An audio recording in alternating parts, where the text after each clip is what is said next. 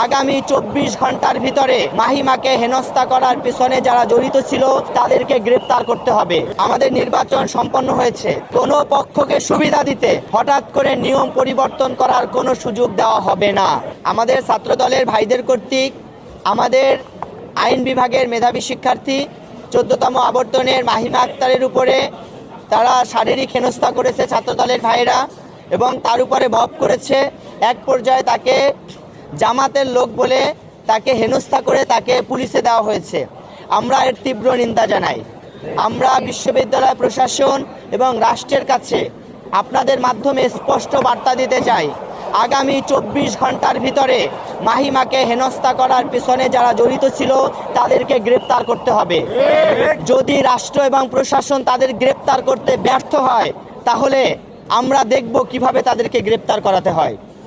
আমরা আরও দৃঢ়তার সাথে বলতে চাই, আমাদের আরও 4 জন বোনকে হেনস্থা করা হয়েছে ফিজিক্স ডিপার্টমেন্টে, ইসলামিক হিস্ট্রি অ্যান্ড কালচার ডিপার্টমেন্টে, অন্যান্য জায়গায় আমরা আপনাদেরকে জানিয়েছি।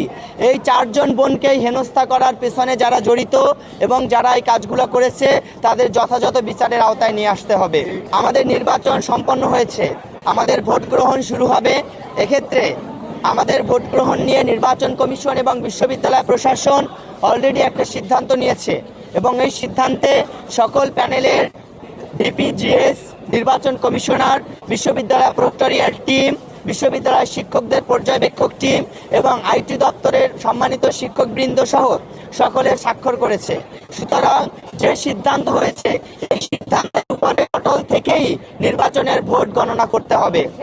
কোনো পক্ষকে সুবিধা দিতে হঠাৎ করে নিয়ম পরিবর্তন করার কোনো সুযোগ দেওয়া হবে না। তার পরবর্তীতে আমাদের বিষয় হলো, আমরা দেখেছি যে রাস্তায় জগন্নাথ ইউনিভার্সিটি হলো এমন একটা ইউনিভার্সিটি যেটাকে আপনি ঢাকা ইউনিভার্সিটি বা জাহাঙ্গীরনগরের কথা চিন্তা করেন, চাইলেই লোকালয় থেকে বিশ্ববিদ্যালয় ক্যাম্পাসকে আলাদা করা যায়।